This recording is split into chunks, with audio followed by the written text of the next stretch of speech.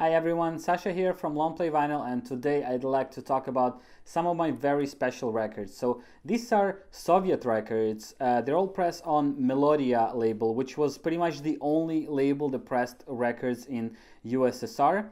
And there's a big misconception about these Soviet records. A lot of people call them bootlegs, which they aren't.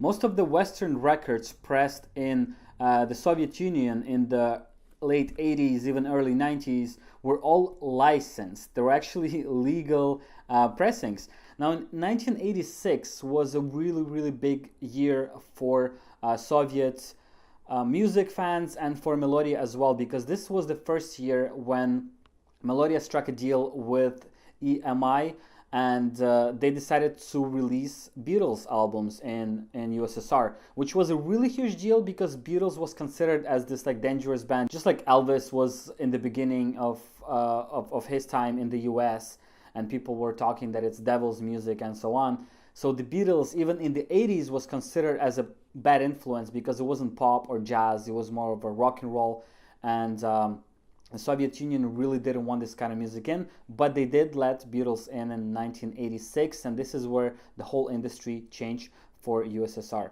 Now the problem is, because it was kind of the end of communism era, a lot of people started understanding that they actually have rights as consumers, and a lot of people were criticizing Melodiya for their very low quality of pressings, and you know, it would be win or lose. Sometimes you would get a really good recording, really good pressing, really good quality, and sometimes you would get pretty bad quality. So Melodiya had to do something about that issue, and they started putting more quality control, and they started working with more labels across the border in the West. And because sometimes they couldn't reach good deals with companies like Columbia and many others, they went directly to the artists. One of the biggest one was Bon Jovi, which I think they actually brought in to do a show in 1989.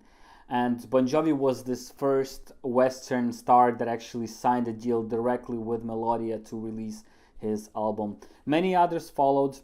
My point is that most of the records that you will find pressed under Melodiya label of Western artists, they were all made in 1987, 1988, 1989, and even into the early 1990s. And most of them have really good quality. A lot of people think that USSR had closed all the ties with West. There was no business going on. The truth is that Melodiya was working with the West since 60s. There was an exchange of music where Melodiya would mostly press classical music under different brands, by the way. They weren't sold in the West under Melodiya brand, but under more local brands. UK had their own kind of subdivision for Melodiya. US had one too, and it wasn't called Melodiya, it was called something else. I don't recall what they're called.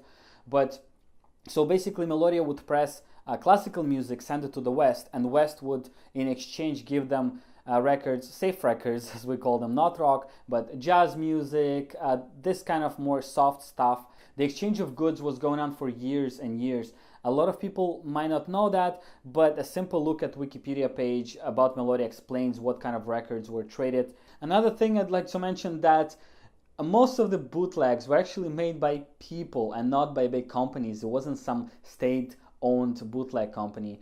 A lot of locals made copies of Western albums mostly on X-ray film, which was really easy to get a hold of, and it was really easy to cut the grooves in those X-rays. Those were the real Soviet bootlegs. There are movies about that, documentaries about that. One of the good movies, if you can find, it's called Hipsters. It's a Russian movie. It's a modern day movie, but it's about those old times, and there are some stories of people cutting those X-ray bootlegs to copy jazz music and so on. For sure, there were some bootlegs and they exist in every country, but most of the Soviet vinyl that you will find are not bootlegs, but official releases. Right now I have one of these records with me, Delicate Sounds of Thunder by Pink Floyd. This is a Melodiya pressing, and you could see right here they even have an EMI logo because this is a licensed copy. It was, from what I understand, pretty expensive when it came out. And at the back it says, recording made by promo productions under exclusive license of EMI Records, 1988. Now, if you open this, you have the list of the songs. It's all in English.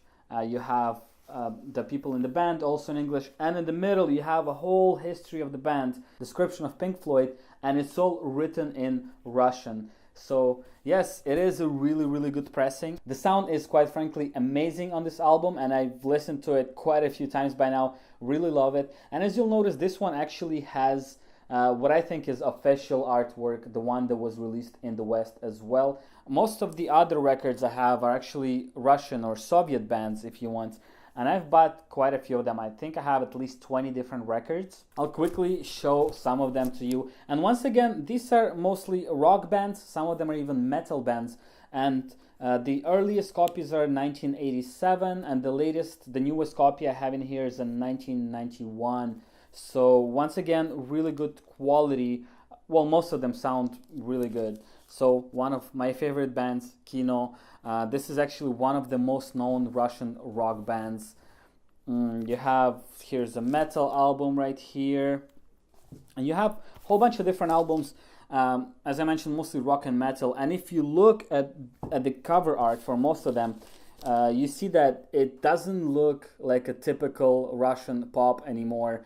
Once again, this is late 80s, where people are more free to do what they want to do.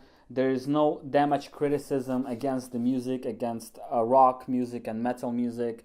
So a lot of the artwork is actually starting to look really good for these bands.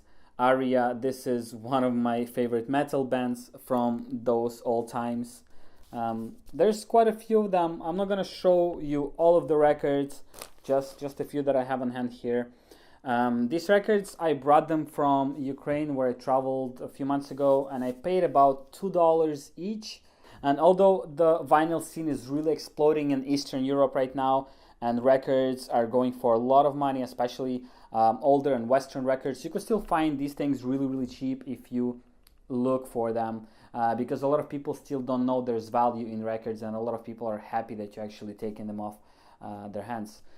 Thank you so much for watching. I hope you liked this video. If you have any Soviet records, please do let me know in the comments below. If you have any questions or anything you want to add, please do use the comments below. If you like this channel, subscribe to it. This will help me create more content for you and put it right here on YouTube. Once again, thanks for watching.